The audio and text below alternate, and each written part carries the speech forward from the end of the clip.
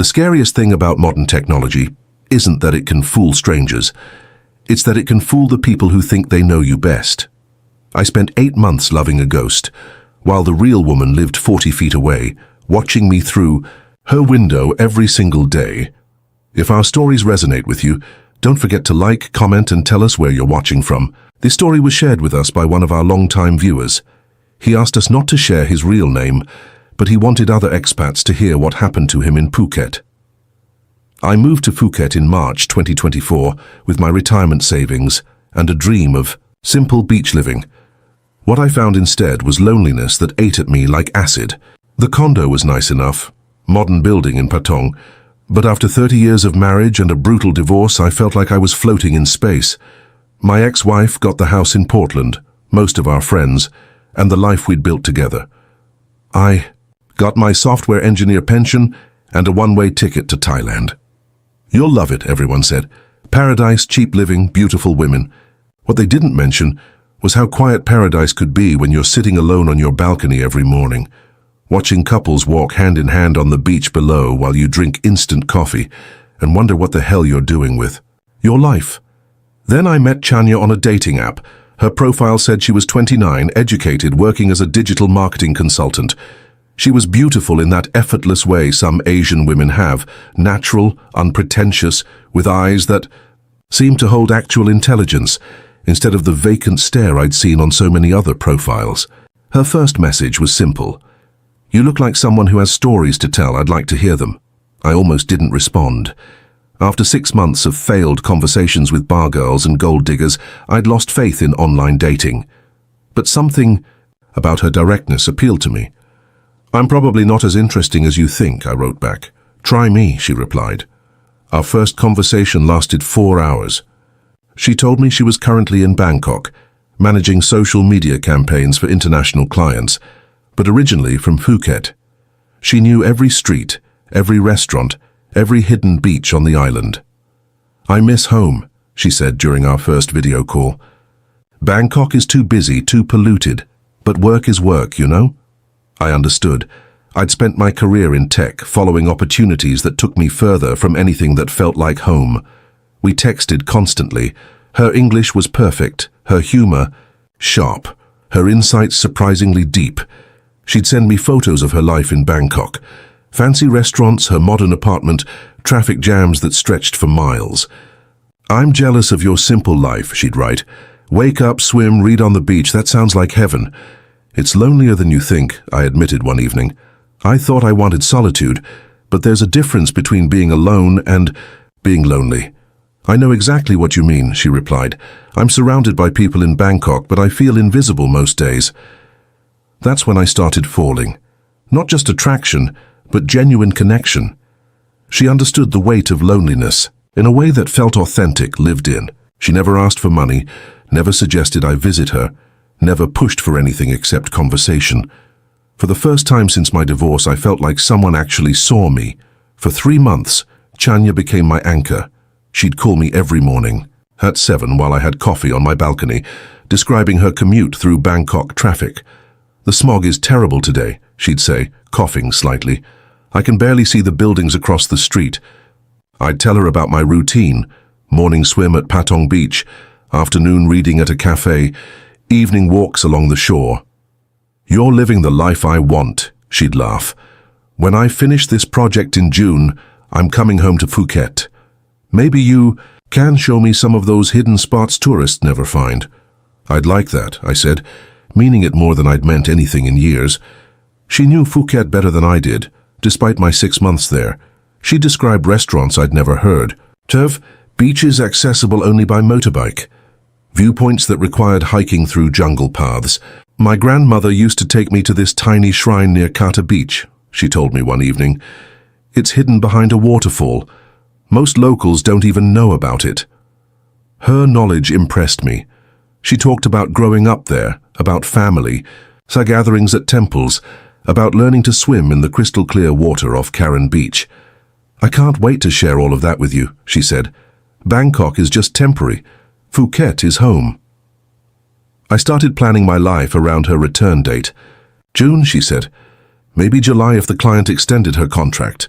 I researched restaurants she'd mentioned, planned trips to the beaches she'd described, even considered moving to a larger apartment so she'd have her own space when she visited.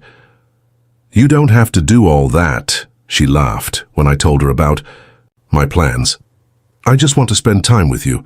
Maybe have dinner somewhere quiet, walk on the beach at sunset. Simple things." "Simple things sound perfect," I said. "I've had enough complicated for one lifetime." My apartment building in Patong was typical expat housing, mostly empty, a few retirees like me scattered across the floors. The management company had struggled to keep it full after COVID, so most units sat vacant. I'd nod to people in the elevator when I saw them, but everyone kept to themselves. There was a Thai woman who lived across the courtyard from me, Unit 4B to my 4A.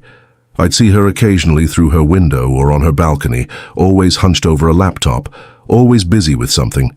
She looked young, maybe late 20s, professional.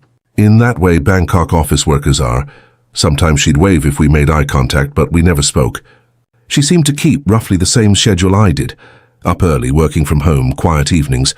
I assumed she was a freelancer or remote worker of some kind. The few times I saw her in the elevator, she'd nod politely and stay glued to her phone, typing away at something. I respected that. We were both clearly focused on our own lives, minding our own business in this strange expat bubble. She dressed casually. T-shirts, jeans, sometimes a sundress when she went out. Nothing flashy, just normal working woman attire. Her apartment seemed comfortable from what I could glimpse through the windows. Plants, artwork, the kind of lived-in feeling my place lacked. But I was too wrapped up in my daily calls with Chanya to pay much attention to anyone else. My world had shrunk to my phone screen and the future we were building together, one conversation at a time. "I'm watching a documentary about Phuket tourism," Chanya told me one evening. "It's making me homesick, all these shots of Phang Nga Bay, the sunset at Promthep Cape. Do you know these places?" "I've been to Promthep Cape," I said. "The sunset really is spectacular." "We'll go together when I get back," she promised. "I know a spot where the tour buses don't go, just us and the view." Those conversations kept me going through the loneliness, even when I'd see couples at dinner or groups of friends at the beach. I didn't feel the sharp pang of isolation anymore. I had Chanya, our plans, our future. By month 4, tiny inconsistencies started bothering me, like insects buzzing at the edge of my consciousness. Chanya would mention Bangkok landmarks incorrectly, calling the Chao Phraya River the main river through downtown, or describing Siam Paragon as that big mall near the palace. When I'd ask about specific streets or restaurants in Bangkok that I knew from my own visits there in 2019, she'd give vague answers or quickly change the subject to her work. "Oh, you know Bangkok," she'd say. "Everything changes so fast. Half the places I used to go have closed down or moved." Her photos always looked slightly too perfect, too curated. The lighting was always ideal, the composition too professional for casual snapshots. When I mentioned this, she laughed it off. "I work in marketing, remember? I guess I can't help making everything look good for social media." Her location would sometimes glitch during video calls, showing Phuket coordinates for a split second before correcting to Bangkok. "Stupid GPS," she'd say when I pointed it out. "My phone's been acting weird lately." But love makes you stupid, makes you explain away red flags that should stop you cold. GPS glitches happen. She was busy with demanding clients, maybe didn't get out much in Bangkok. Maybe she'd been away from the city so long that her memory of specific places had faded. I wanted the dream to be real more than I wanted the truth. When I suggested visiting her in Bangkok for a weekend, she'd always have perfectly reasonable excuses. Big project deadlines, family obligations. Her apartment was too messy for visitors. "Soon," she'd always say, and I could hear the smile in her voice. "When I come back to Phuket, we'll have all the time in the world, I promise." I clung to that promise like a drowning man clings to driftwood, ignoring the fact that the water was rising around me. Everything changed on a Tuesday morning in July. I was on a video call with Chanya, listening to her complain about Bangkok traffic as usual. "The pollution is so bad today," she was saying, "and the traffic on Sukhumvit is completely stopped. I might be late for my client meeting." My internet cut out for about 30 seconds, nothing unusual for Thai Wi-Fi. But when it reconnected, she was still talking about traffic, except the background noise had completely changed. Instead of car horns and engine noise, I heard tropical birds and the distant sound of Thai music. Exactly what I heard every morning from my own balcony. In Patong. Chanya, I said carefully, my heart starting to race. Where are you right now? She laughed, that musical laugh I'd fallen in love with. In my car, stuck in traffic. Why? But the location glitch happened again, and this time I was paying attention. The coordinates that flashed briefly on my screen were definitely Phuket, specifically my neighborhood. I thought I heard birds, I said. In Bangkok? Oh, I'm taking the call from a rooftop, she said quickly. My building has a garden area, trying to get better signal. But I know Bangkok. I lived there for 6 months in 2019, working on a consulting project. That wasn't Bangkok background noise, that was Patong background noise. That was my neighborhood's background noise, the specific mix of long-tail boats, morning vendors, and resort music that drifted up from the beach below my apartment every single day. I started paying attention to details I'd ignored before, cataloging discrepancies like evidence in a criminal case. The lighting in her video calls always matched the lighting outside my window. When it rained at my place, she'd mention rain. In Bangkok at exactly the same time. When the power went out in my building for 2 hours, she mysteriously couldn't take calls during that exact window. Sorry, client emergency, she'd text. Talk tonight? The sick feeling in my stomach grew, stronger every day, but I didn't want to believe what my rational mind was starting to suspect. I was 58 years old, retired from a career built on logic and problem solving. I knew how to read patterns, how to identify system failures, but this wasn't a software bug or a network issue. This was my heart, and hearts don't run on logic. I became obsessed with the woman in 4B. During my daily calls with Chanya, I'd position myself at my dining table where I could see across the courtyard to her apartment through my window. And there she was every single time, sitting at her own dining table, hunched over her laptop at the exact times Chanya and I would be chatting. When Chanya would laugh during our calls, I'd see the woman in 4B make gestures that looked like laughing, her shoulders shaking in the universal body language of amusement. When our calls ended, she'd close her laptop and take a break, just like someone finishing a long conversation. The timing was too perfect to be coincidence. The woman looked nothing like Chanya's photos. She was shorter, more casual, plainer in that girl next door way. Still attractive, but in a completely different category.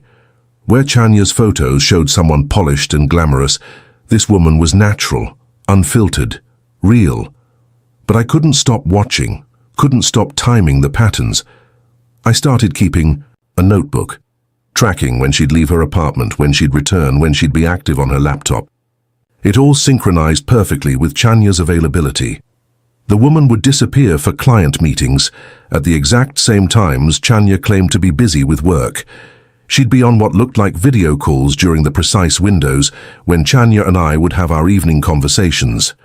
My hands would shake during my conversations with Chanya as I watched this stranger across the courtyard, wondering if I was losing my mind or uncovering an elaborate deception that had been happening right under my nose for months.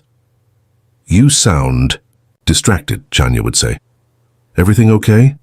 Just tired, I'd lie, watching the woman in 4B gesture animatedly as she spoke into her laptop microphone. Work stress, you know? I understand completely, Chanya would reply, and across the courtyard the woman would nod sympathetically. I needed proof. Real undeniable proof that would either confirm my suspicions or prove I was having some kind of psychological breakdown. During one of our evening calls, I suggested something new. Let's try a voice-only conversation tonight, I told Chanya. We could both take evening walks, just describe what we're seeing. It'll be romantic, just our voices like old-fashioned radio. She hesitated, longer than usual. I'm pretty tired from work today, she said. Maybe we could just chat normally. But I insisted, using the tone I'd perfected during 30 years of marriage when I really wanted something. Come on, it'll be fun. Something different. We've been doing video calls for months. She agreed reluctantly. I stepped out onto my balcony with my phone. ostensibly to describe the sunset over Patong Beach. But really I was watching apartment 4B like a detective on a stakeout. "Okay," I said into the phone. "I'm looking at the most beautiful sunset. The sky is orange and pink and there are long-tail boats silhouetted against the horizon. What are you seeing in Bangkok?" As Chanya started talking about city lights and street vendors, I watched the woman across the courtyard step out onto her balcony with her phone pressed to her ear. She began speaking into it in English, gesturing as she talked about urban landscapes and evening traffic. The timing was perfect. Too perfect. My heart hammered against my ribs like it was trying to escape. I asked Chanya to raise her voice a little, claimed I was having trouble hearing her over the beach sounds. The woman in 4B raised her voice. I asked Chanya to describe a specific landmark in Bangkok, the giant swing near Wat Suthat. The woman paused, looked nervous for a moment, then gave a generic description that could have come from any travel website. "It's very tall," she said. "And old. Very spiritual." "Chanya," I said quietly, testing the final piece of my horrible theory.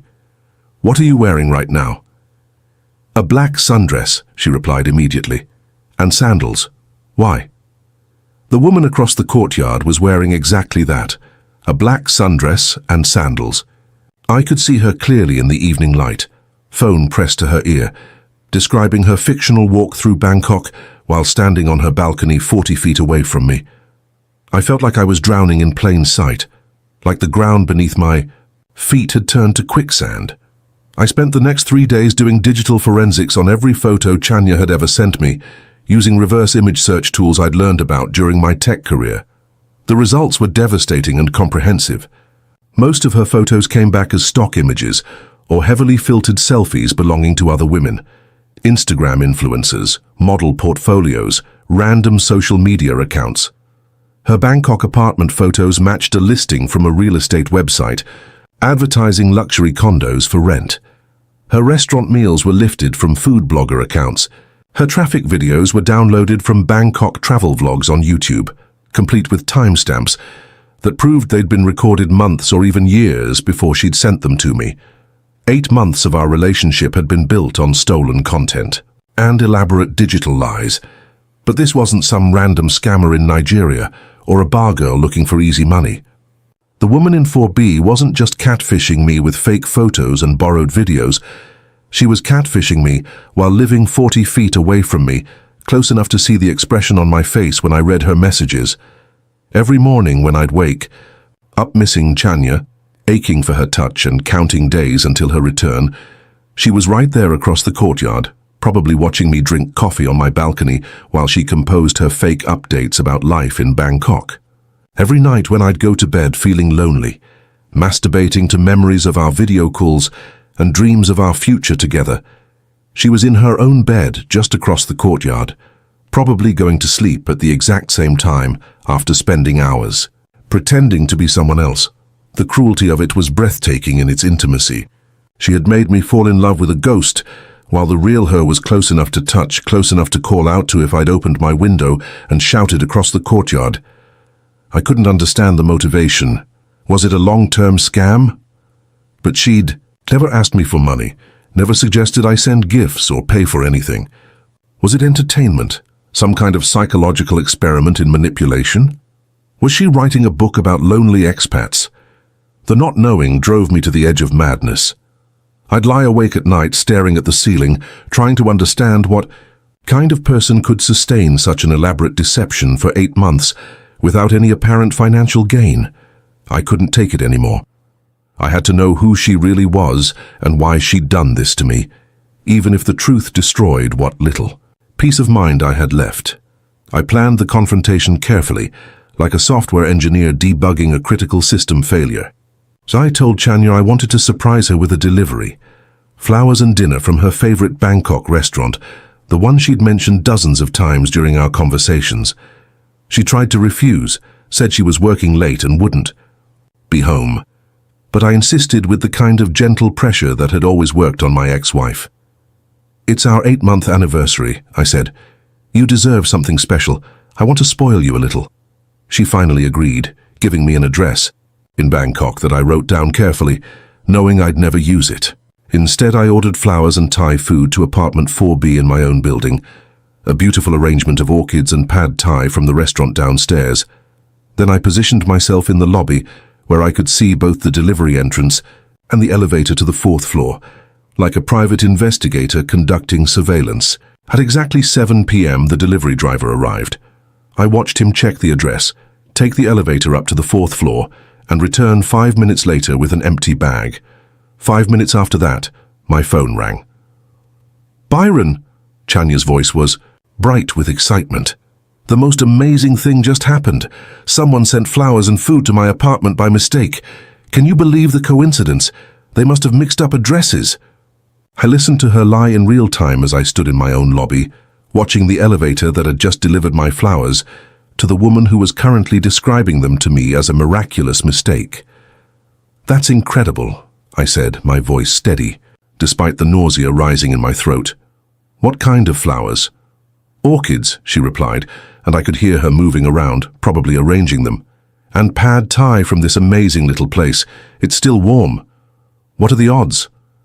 She laughed, that musical laugh I'd fallen in love with. "It's like the universe wants us to celebrate together even when we're apart."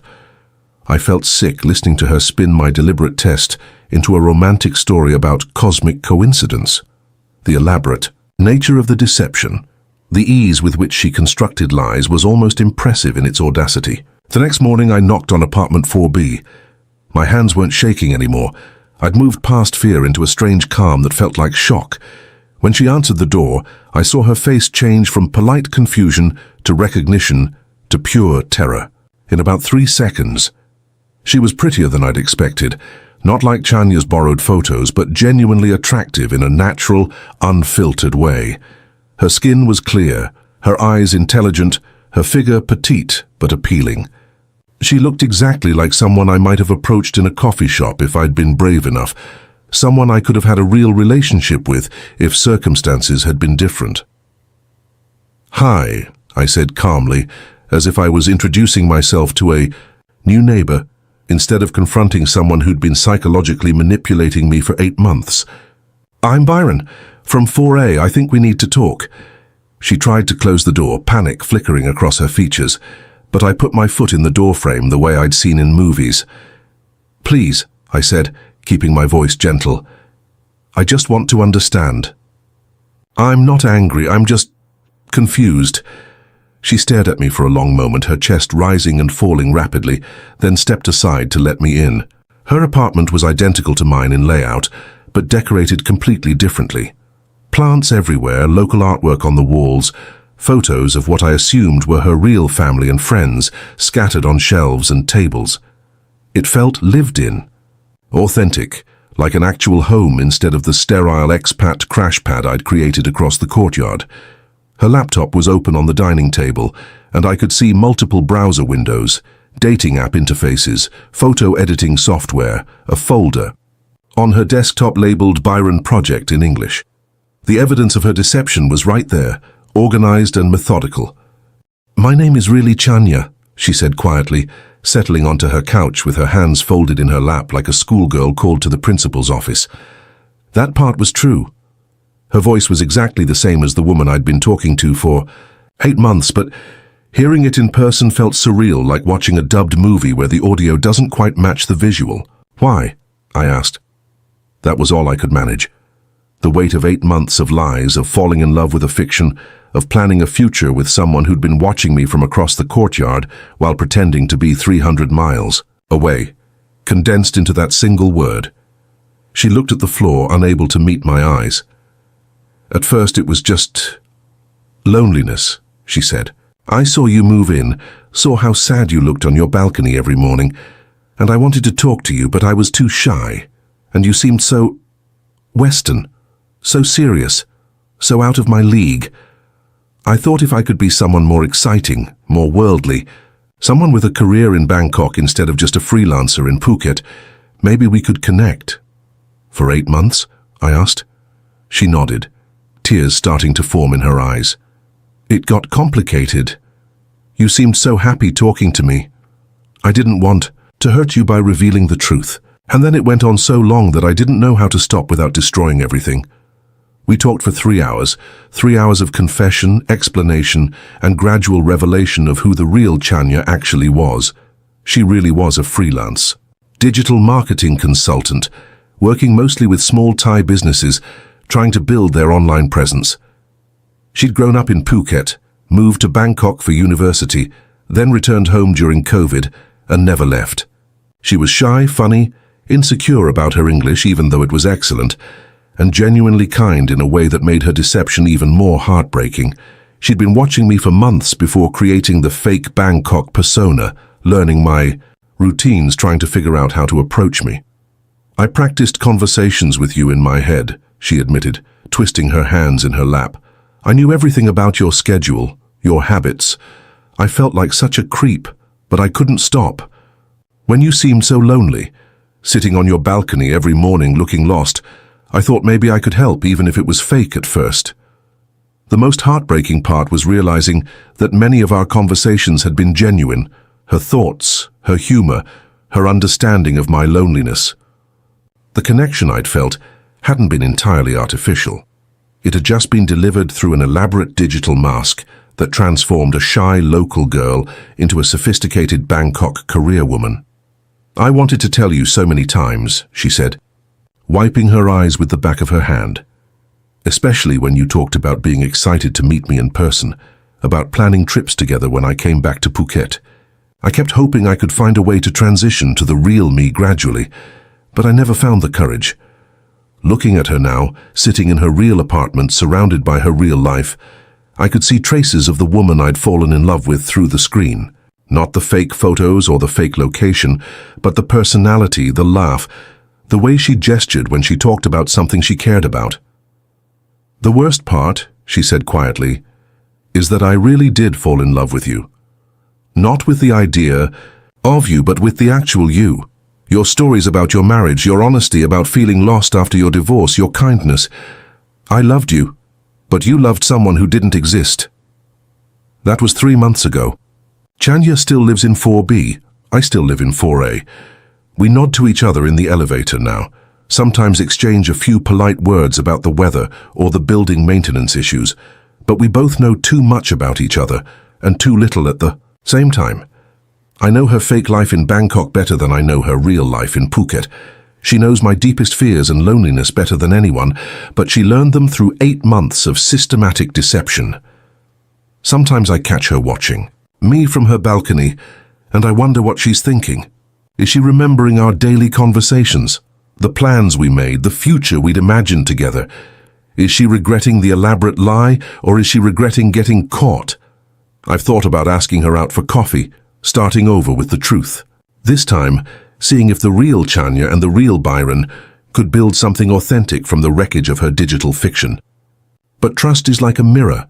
Once it's broken, you can put the pieces back together, but you'll always see the cracks. How do you love someone who loved you enough to lie to you for 8 months? How do you rebuild intimacy with someone who already knows all your secrets but shared none of theirs? How do you move forward when every conversation is haunted by the ghost of what never really existed? The saddest part is that I think we could have been happy together if she'd just knocked on my door that first day instead of creating an elaborate digital performance. We were both lonely, both looking for connection, both living in the same building and keeping the same schedule. We could have had coffee on my balcony, dinner at one of those restaurants she knew so well, walks on the beaches she'd described with such intimate knowledge. We could have had something real. Instead, we're both prisoners of her deception, living 40 feet apart but separated by an ocean of broken trust. She gave me 8 months of love built on lies, and now we share polite nods in the elevator, while the weight of what we were and what we could have been hangs between us like smoke. Technology promised to connect us, to make the world smaller, to help lonely people find each other across any distance. But it gave us something worse than loneliness. It gave us the illusion of love without any of its substance, the shadow of intimacy without its foundation of truth. I loved a ghost for 8 months while the real woman lived close enough to touch, and now we're both haunted by the relationship that never really existed and the one that never had a chance to begin.